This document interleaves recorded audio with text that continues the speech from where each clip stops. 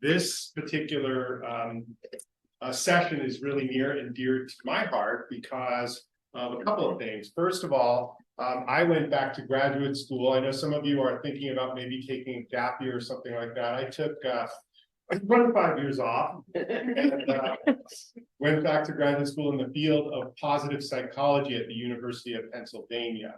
They are really where the field took off.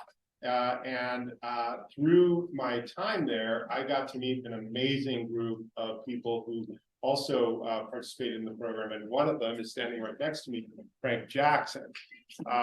I try to bring positive psychology and what I've learned about it to the day-to-day work that I do. But unlike some of my colleagues in the program, don't pursue that as my full-time vocation. But I'm so delighted to introduce to you Frank Jackson, who has decided to make positive psychology, talking about positive psychology and proselytizing the important work that's done in this field, really a full-time focus. And so I'm really happy to have the chance to introduce him to you folks here at Colgate. He is sometimes known as Mr. Positive. And I think you'll get a sense of why he calls himself that and the nuances around that after you hear him talk. So thank you everyone very much for taking some attention during your lunch to work with Frank Jackson. Thank you. Sure. I'm good. Okay, perfect. Hey everybody. So I am Frank Jackson, aka Mr. Positive. I'm gonna get more into about myself and my story, but I really do want to start here. If you haven't had a chance, I encourage you to share. In addition to my goals, which I also share about this presentation, there are just a couple asks I have. Obviously, your attention, you're here. I see all the eyes, so thank you for that. Engagement. I obviously speak for a living, but I really like to hear your voices and for you to, and most importantly, share with each other. So engagement in that way in the activities and sort of how you do. And if we have enough time, you might even get out of your seat. And then finally, just to be vulnerable and honest, I think entrepreneurship, I'm talking about well-being side of it. It is a roller coaster journey. And I think students and mentors can learn from each other. What I'm offering you, I'm not the expert in entrepreneurship. I would even say that even though I studied the science of well-being, science of happiness, I'm not even the expert there because it's really an individual and community journey. And all of you know the tools that you need. So I'm just going to offer perspective, hopefully shift yours. And then we can come to new lessons. So sound good? Cool. Yes. All right. So if you haven't had a chance, take just one more minute, find the post photo you can find on your phone, share quickly with the person next to you or around why that picture brings you joy.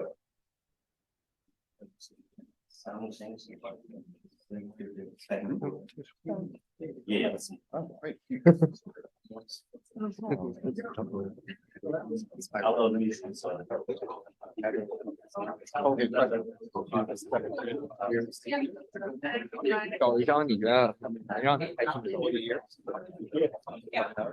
So we can allow them together. We're now. That is awesome.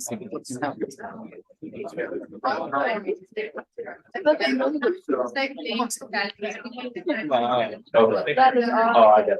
I said, my room. So the first week was like, okay, I'm from Miami, Florida.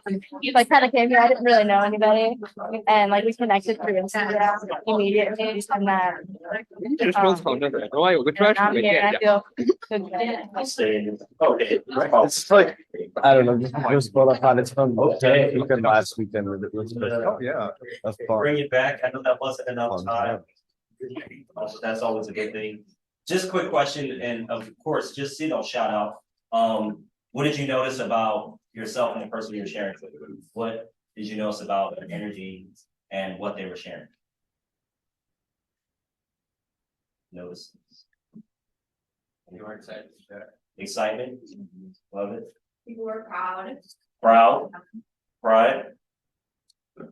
I saw a bunch of smiles, and it was hard to get you all back. So it's good, right? Something as simple as this can shift your energy, shift your joy, shift how you're feeling, right?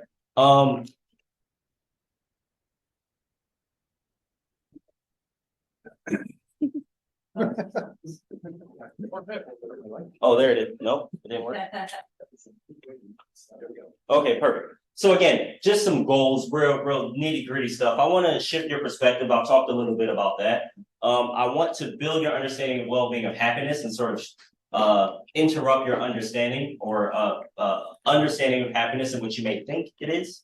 And then finally, a real big and important topic today is meaning. There are a billion tools I could give you related to your well-being and entrepreneurship, but today we're really going to hone in on meaning and meaning making, and I'll explain that a little later. So happiness. Can someone give me a definition of happiness? Anybody? What do you think? You have to define happiness. What is it? Yeah. A warm, fuzzy feeling in yourself. Okay. Warm, fuzzy feeling, internal feeling. What else? Yeah. Absence of stress. Absence of stress. Ooh, hold on to that. Anything else? Feeling of satisfaction. Satisfaction. Okay, we're getting warmer. So happiness has to do actually with affect, this emotion. It's an emotional response, right? When you were sharing photos, you were feeling happy. You were joyful. Oh yeah, look at this photo. It was a great time. I was with my friends and this happened and this is how the company started.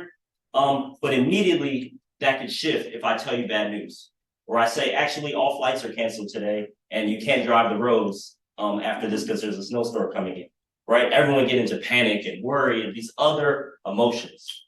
So actually, we don't want happiness. Happiness is an element of our well-being, but it is not the whole story. And really what well-being is, sorry, I have props too, is a deeper story. Well-being is more holistic. I was having great conversations last night with a few people in town. And we were talking about the different elements of happiness, of well-being, right? Is it physical? Is it emotional? Is it other people focus? Is it about purpose? So this little activity will help illustrate it. I'm a genie. I forgot to say that part of my bio. I am not going to grant you wishes, but I'm going to give you opportunity. You can choose to have a red cape. If you choose this red cape, you can, in a snap of a finger, eliminate all that's negative in the world. You can eliminate poverty, hardship, stress, failing tests, the negatives of life and society. Think on it. Would you take that? Or you can have the green cape. And if you have the green cape, you can enhance what is already good about the world and life. You can bring more joy, make music just an integral part of society. You can build more communities and relationships. You can add to sustainable features that already exist in the world. So take a second, choose a cape. Who chooses the red cape? Raise your hand. Don't be shy. You got it, already got a few. How about my green cape? Okay, all right. Let's hear red cape first. Anybody want to volunteer? Share your brave opinion. Come on, Red Cape. All right, I'll go. It's such a tough time in the world, it seems. So much misery, so much sadness. I couldn't resist leaning into trying to get rid of some of that. Mm. Yep. If we removed the negative parts, right, the suffering and the hunger and poverty, right? Mhm. That second part about the world expanding on positive stuff, it have a lot more room to do it on its own. So by taking the negative way, the green kind of happens. Okay, so inverse. How about my green papers? Oh, yes. I feel like we can't completely negate the negative. It's always going to be there. So instead of removing it, we should enhance our skill to deal with the negative in a positive manner. Okay, so you're somewhat arguing for both. Which is actually the answer. I don't know if you noticed my cape, it's reversible, right? In life and when we're thinking of well-being, there's appropriate times to focus on the negative, and there's appropriate times to focus on the positive. What positive psychology is trying to do is reorient a little bit more green cape because, as you mentioned, the negative is very pervasive in society. We look at social media, we look at the news, it is bad. It looks like the world is ending. And it might be, I don't know, I can't see the future, but there are also wonderful things. This space right here is a good thing, and it shouldn't be ignored because there are negative things happening, right? So a little bit about me. This handsome young fellow right there with the missing tooth is me. And that's me in the future. I cut my beard, my girlfriend likes it longer. I don't. So a little bit about me. How did I get to Mr. Positive? What's my background? Why positive psychology? What is my entrepreneurial story? And again, I'm going to come back to that meeting. So I was second, third grade, around there. Happy, smiles. A lot of my childhood, I remember joy, right? But under the surface, at 9 years old, I actually lost my mother at the age of 9 to pancreatic cancer, which is an extremely, if you've ever lost someone, it's an extremely profoundly horrible experience. And it can have really, really lasting negative impacts on it.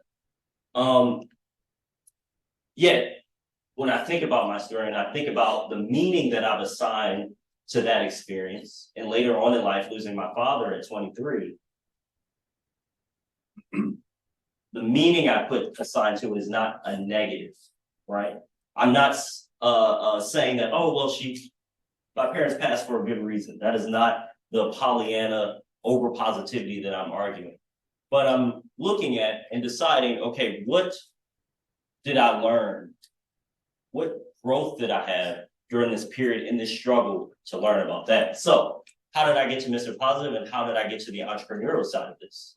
Well, my aunt, she reached out to me, said, hey, nephew, there's some stuff in the basement. I think it's from your mom and dad. I go down to her basement, come over. I said, okay, what is this? And it's a box. I said, what is this stuff? And in it, there are tapes, there are pictures, photo albums, writing that my parents had saved. And it was all pretty poignant in one direction. It kind of showed the identity they at least thought I had at a young age. And remember, my mom passed at 9. So it's short stories I had written. It is things that were sort of reflective of this Mr. Positive moniker. So that day in October 2021, I decided, I was like, oh, well, I'm going to quit my job at the end of the year. And I didn't really have a plan. I just knew I was going to write, and I knew I was going to chase something. I had been a year away from positive psychology as a degree. I had this master's thesis that I was sort of floating around.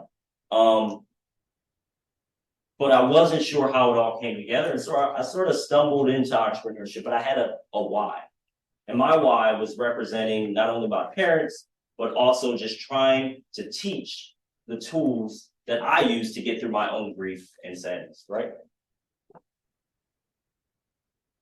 So there's a term called resilience, and some of you may have heard that story and said, oh, he sounds super resilient. And I think that's often a term we use when we talk about people that get through hard times or communities.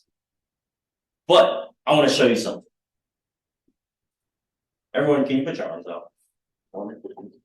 Okay.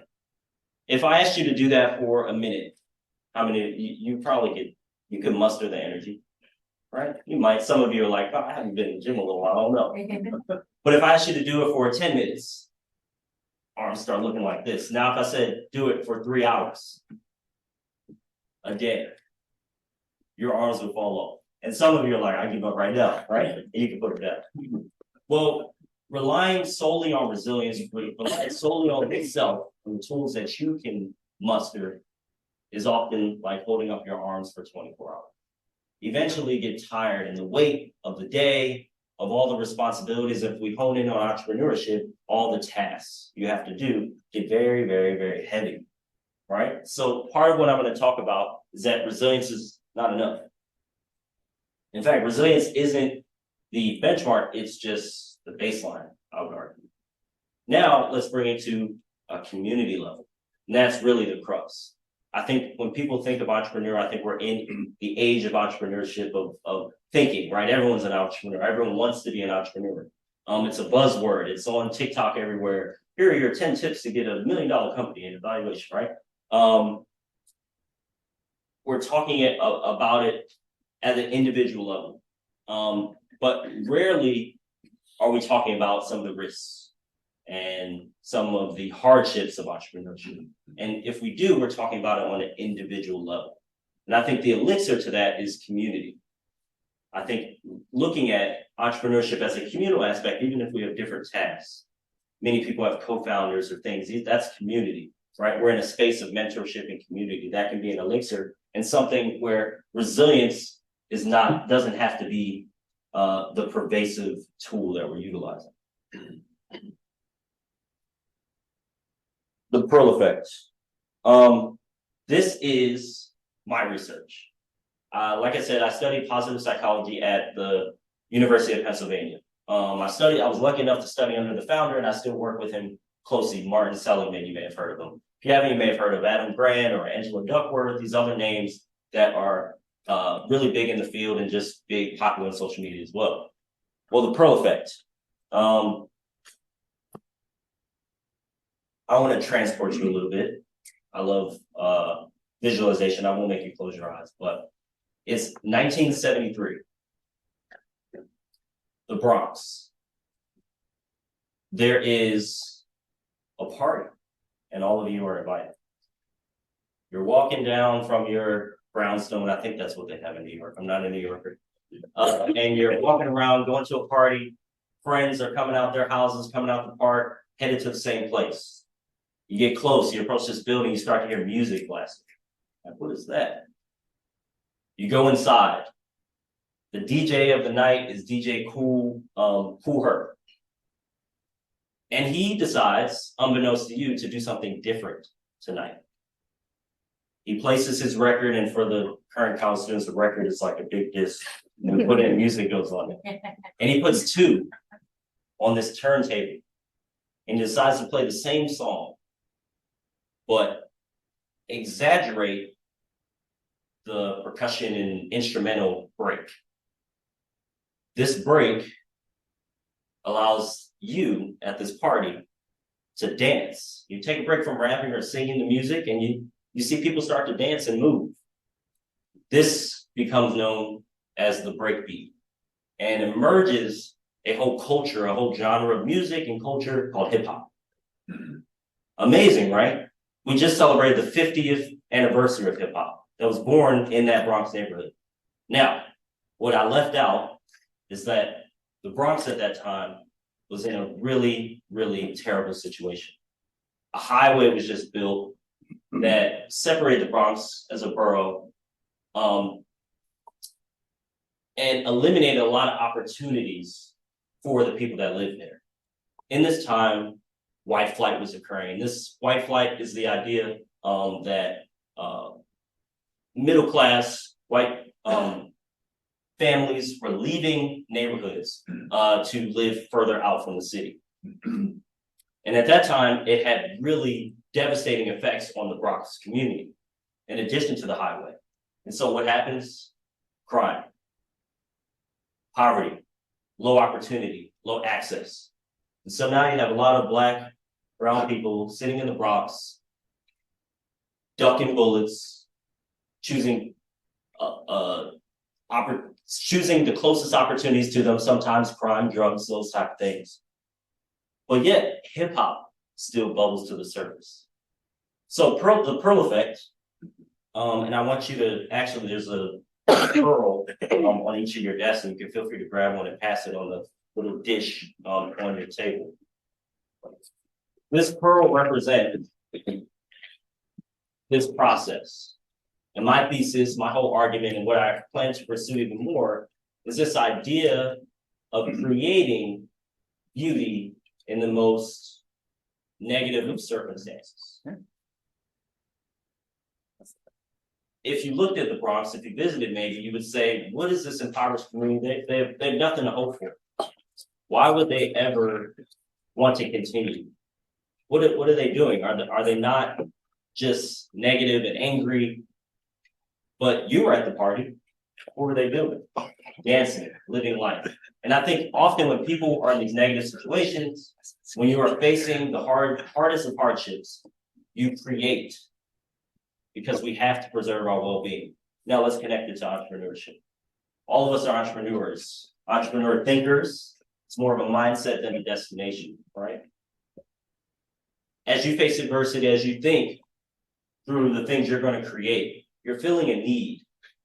And often we can think of that need as sustainability or saving, providing water for a community that doesn't have access, giving, I don't know, providing some sort of service. I think we created junk removal the other night, right? But in this case, for the community, it was a need for their well-being.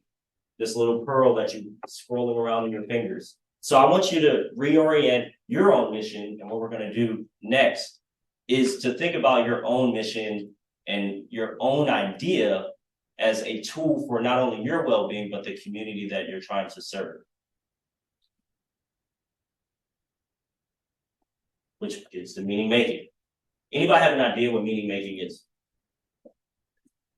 What do you think, just based off the words? Context? Anybody? No, Come on, folks. no Putting idea. purpose to what you're doing. Yeah, putting purpose.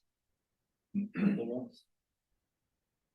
Well, yeah, Finding reasons to keep doing whatever it is that you're doing. yeah, finding reasons. I think most fundamentally, meaning making is made up.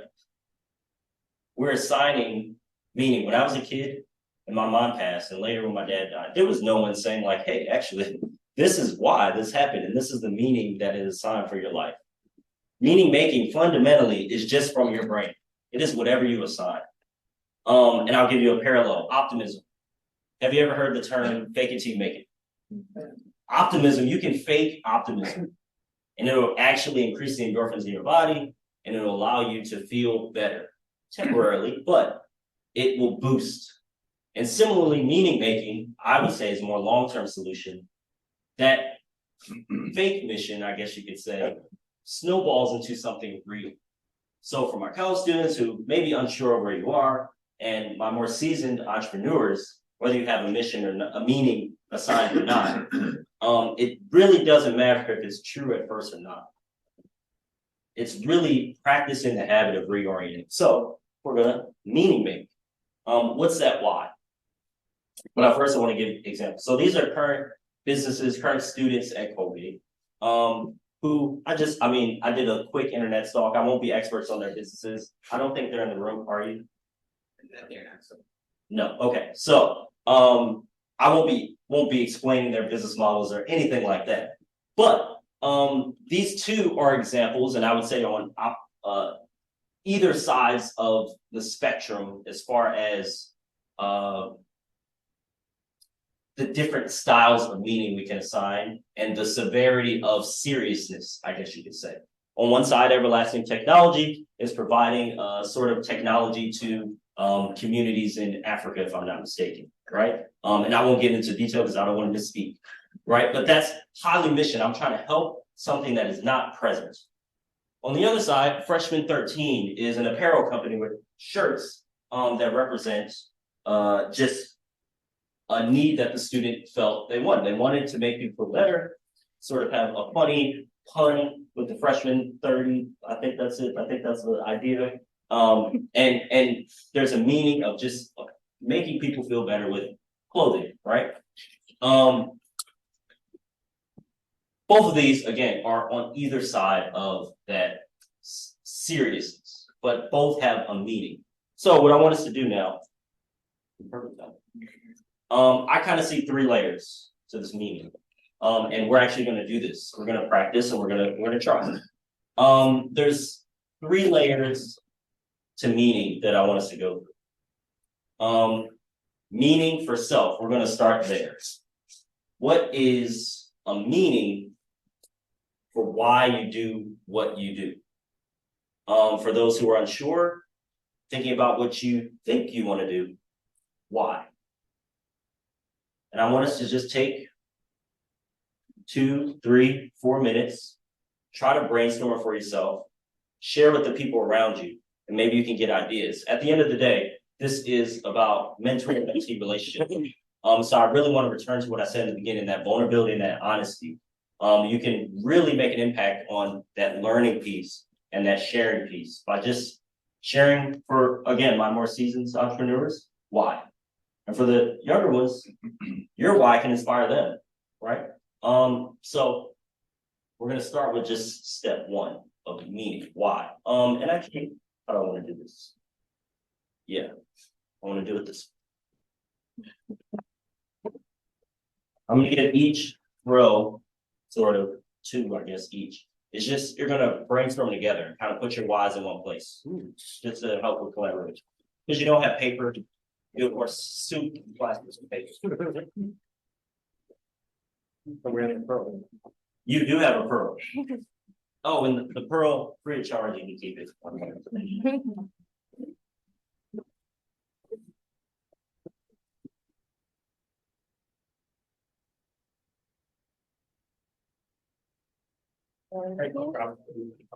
Yes.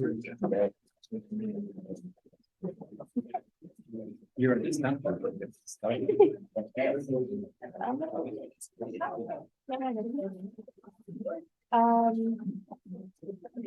I'm very good on,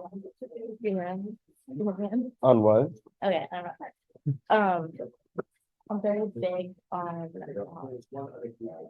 bringing together STEM and humanities. And so that's, I think it's very, Sorry, I ripped that. I think it's needed. I think it's to combine, like, for example, physics and mathematics with the act of writing and communicating.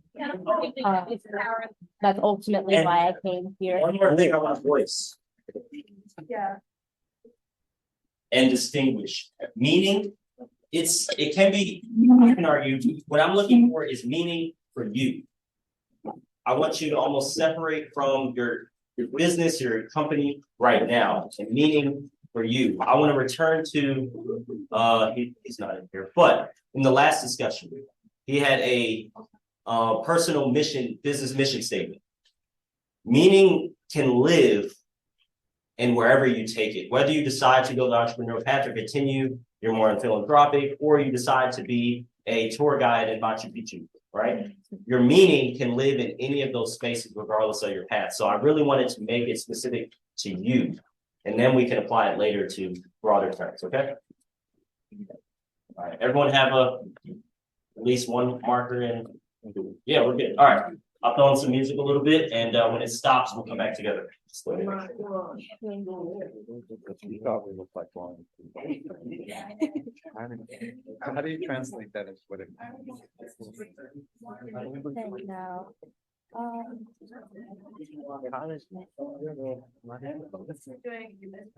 I'm trying to think now. Fun. When it comes to combining my, or, okay, like being a well-rounded.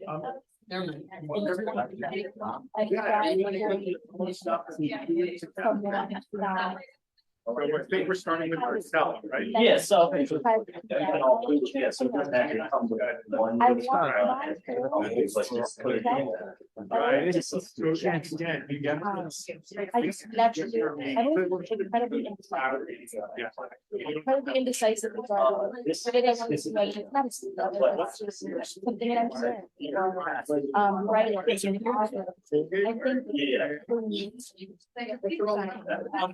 my main is just trying to go. I want to. I don't want to. I want to be able to, you know. The expression Renaissance man program. You're describing the concept as Renaissance.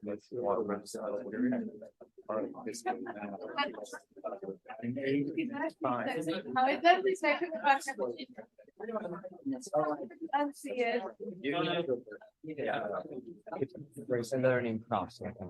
So that's. Exactly. So you want to be a Renaissance person. Yeah, Right? basically, yeah. Good, write it down. I don't want to put words in it, but that's. No, it's actually. Brian's the Renaissance. Depends on the day. I happen, I am Brian. Hi, I'm Henry. Henry. Henry, Nice to meet you. Yes, I'm Ashley. How are you? Good to see you. Yeah, glad you missed. All right, Henry, your turn. Just go Um, down. You can write. I agree with Ash's thing, like sort of doing everything, but my dad has this saying that I always like scoff at, but it's actually kind of a good saying. It's like never miss an opportunity to help someone out, and I think that is something that's important. Yeah, just like trying to make an impact right then, I guess. How small are you writing? Sorry. Oh, yeah.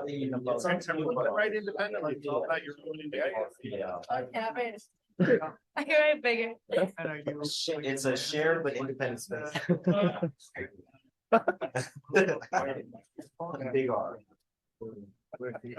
He's learned a new term.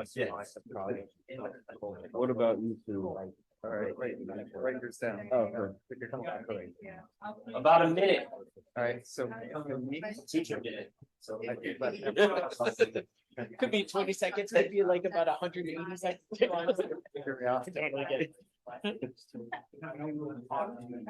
That's what. There's just baby her.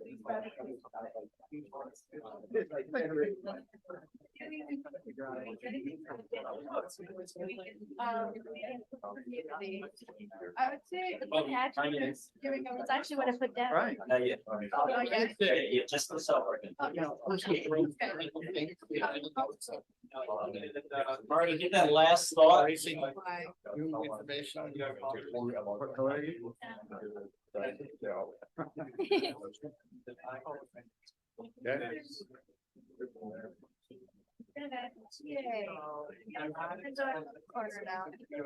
Okay. Okay, this is continuing. So we'll be working with this, with the other fronts, and some of you, I don't know, you may have moved ahead and gone to the community and other things, but that's okay. More dialogue. Anyone like to share just meaning for self? Yeah. I love our team. I would love to share on behalf of the team. Okay, I was like, that's your meaning. I tried to interpret it. I didn't. Came up with, we tried to like sum things up.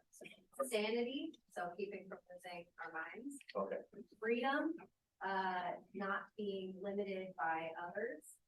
Grace and the rejection of self-limiting thoughts. Awareness and knowing yourself. And breaking cycles through the awareness of cycles, and then just being uncomfortable for growth. Gotcha. So a lot of growth, a lot of self expansion language I heard there. That's nice. Another group? I won't make everyone share. Everyone. Yeah. What's up? Things that people enjoy. Like creating products and things that people. Okay. So for self, anything you do, you just want to create things people enjoy. I said appreciate life and how others appreciate it. Okay. So that invert. See it? Mine was making others, especially older adults, feel seen and valued. Ah, yeah, that's an important one. All right, thank you for both the groups and everybody for engaging in that. A quick counter discussion. What are the challenges to that? And I want to specifically centered around entrepreneurship. What are the challenges of you leaning into whatever your personal meaning is? Yeah. There are a lot of distractions, so Ooh, yeah. there's an effort in prioritization at all times. Yeah. I'm feeling phantom buzzes right now, right? Lots of be on the phone, but lots of distractions. Yeah, thank you. Anything else? Yeah.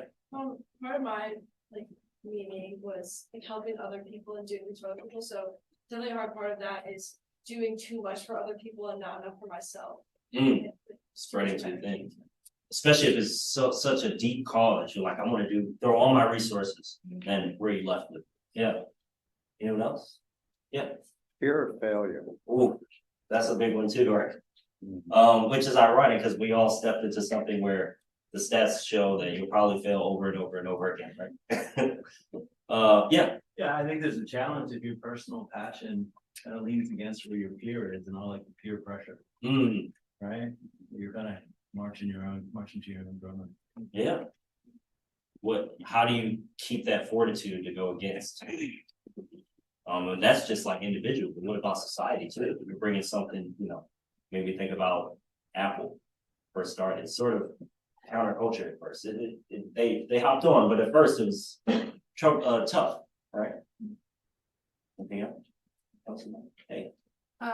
One of my sort of personal meaning was creating a community and helping others through that. But my challenge was to be exclusionary. I don't want to come off as creating boundaries and deciding in the process of building who's in and who's out. Big word nowadays is inclusivity, right? Yeah. How do we create for some in a way that's still respectful, but it's saying like this is for them, right? But still understanding that all of us are a part of the picture. Yeah, that's a tough one. These are all tough ones. I just want to point something out as a positive psychologist. You kind of proved your point. There was a lot more participation on something negative. So, in positive, just a quick note, there's research out there that says there's a 3-to-1 ratio with positivity. That for every negative thing that happens or that gets into our mind, we need 3 positive things. They can be as simple as a high five. Yeah, glad. Appreciate that. But 3 positive things to reorient you back and neutralize that negative moment. But we just heard 6 challenges, which all are now in our minds, right? So we'll need a few things, a few conversations. But I just want to raise that. So as entrepreneurs who are indefinitely faced with challenges, you always have to bring back the positivity, right? Bring back the green cake. And we, again, do that through community, which is why I have you sharing something individual with others, right? Just having someone else to bounce it off of helps to build the confidence that is even possible, right? All right, so I just want to give 2 minutes. If you have it, it'll be shorter because I think this will be easier for everyone. But just jot down the cause, right? What is the community thing, the world-changing thing you want to do, right? You have yourself, but what are you attaching it to? Is it sustainability in an African village? Is it communication in Thailand? I don't know. I'm just throwing random things out there, but what is that cause? And it doesn't have to be that large. Just as the example I go, it can be making students in your campus feeling better, right? Just from your team. So cause real quick, 2 minutes. Yeah.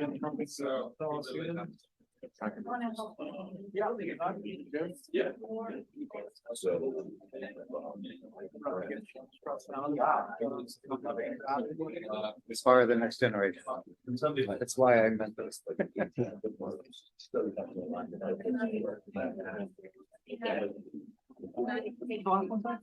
Revolutionary. That's true. Anyway, you were so quick on the. I know. Dan's gotta have another say. I know. Charging. I saw it really nice people. Charging the power output. So everything the carbon is like bringing revenue. So, my day job, I. So. That is creating resources. One more minute. Hire. I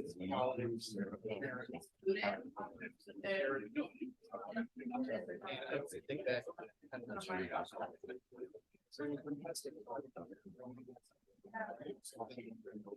Thinking something.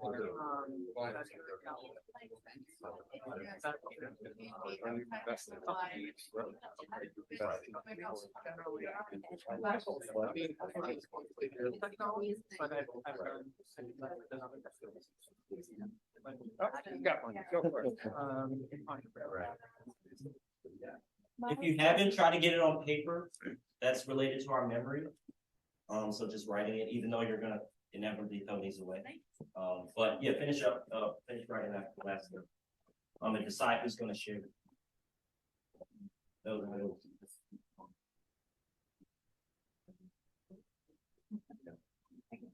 Yeah, once give people 10 seconds.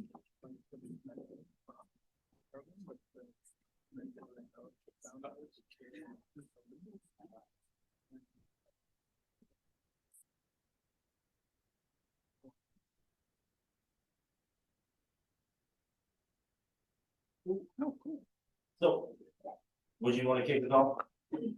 I said to make, so I'm a big foodie. I would say one of my causes is to make people feel included and safe with respect to food Okay. and their dietary preferences. I've been watching Keith Lee. Sorry. Keith Lee. No. Oh, okay. Maybe, yeah, that's. But that's it's something research. that's sort of his mission. Okay. Anyway, he's a big TikTok dude. But anyway, yeah, thank you. Others. Bigger conference. I heard you writing. I'm volunteering. I got you next. So I put making others comfortable with the act of quote unquote doing it all. I think a lot of students or just like individuals in general have a lot of pressure from like outside people to like choose a specific path and stick to it. Like, for example, like go into STEM and do this, like or at least in my family, like personally, it's like, okay, do a STEM major and then go into engineering or like whatever. But I have so many other interests that I wish to pursue that I feel like, I don't know, if people were more like, if people were comfortable with the act of combining their interests and not just shying away from the fact like, okay, I have an interest in writing, I have an interest in entrepreneurship, like I have an interest in doing all these other things, that like we can kind of go towards what it is we think will make our hearts happy, if that makes sense. I love that. The challenge for you is finding out where that lives, Exactly. what group that lives with, right? But it's definitely about now Renaissance makes sense. The Renaissance period. I thought Beyonce at first. Did you really? No, I did not think. any others? Yeah, oh yes. Addressing like loneliness and social isolation for older adults. Okay. Loneliness and social isolation. Very succinct. Yes. I think there's a connection. Build connection. Yeah. And again, challenge there is which connections? There's so many connections we can focus on, right? For my venture, I was thinking it's students and the restaurants because I'm doing wood part. So I think like people and the restaurant, so the businesses income. Yeah. So how I can with them. Okay. Love it. Our final ingredient, thank you all for sharing, is include others. So this is really most relevant to this space and the mentoring mentee. The mentors, you know, I heard some rumblings of, you know, this is why I'm here. It's part of my why is why I'm here. But I want to even expand it out of just fellow entrepreneurs. Telling other people your ideas, attaching it to friends. I like the word accountability.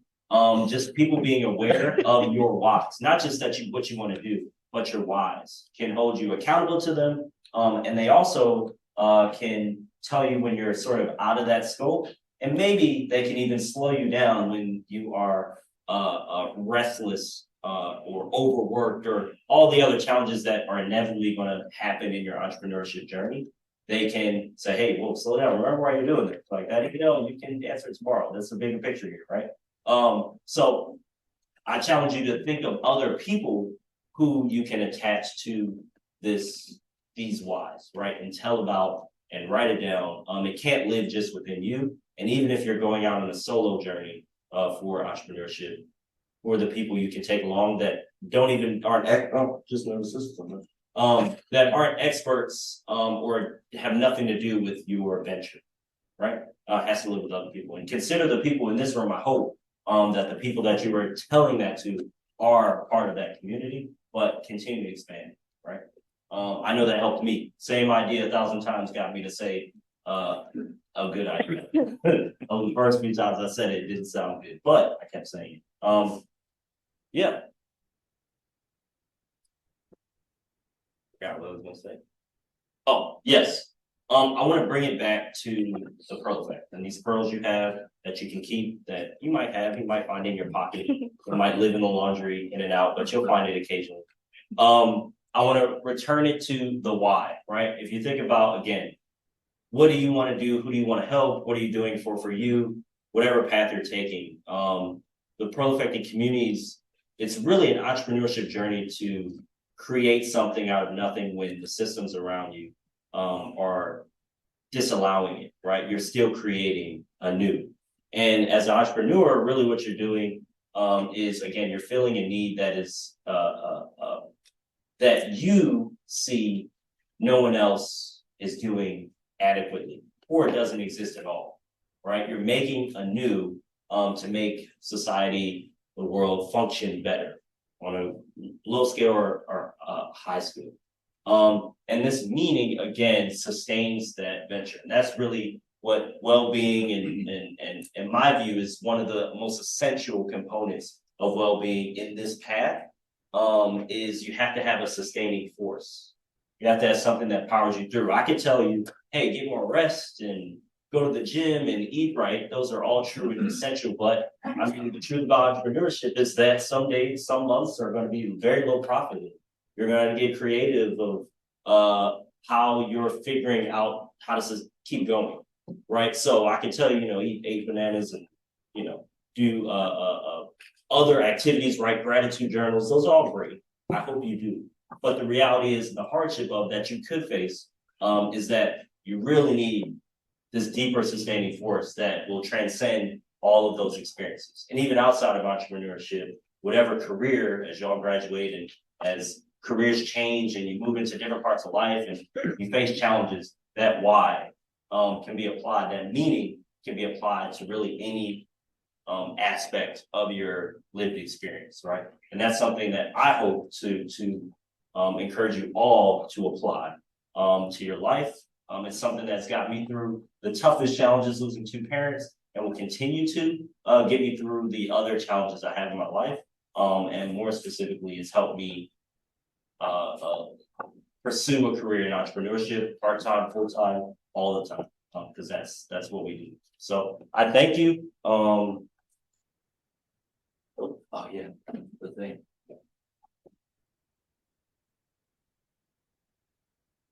That was sort of my closing thing. I didn't check the slide, but this is my contact information. Ignore the QR code. Well, actually, it might be still up. It was sort of my feedback form. I'd be interested to see if it's still up there. I haven't updated it, but it does prompt you. I would love your feedback. But otherwise, you can contact me to give you more information. I tend not to get into the nitty gritty of the research because we're not in class necessarily, but I do know that stuff. And this is the tip of the iceberg when it comes to well-being.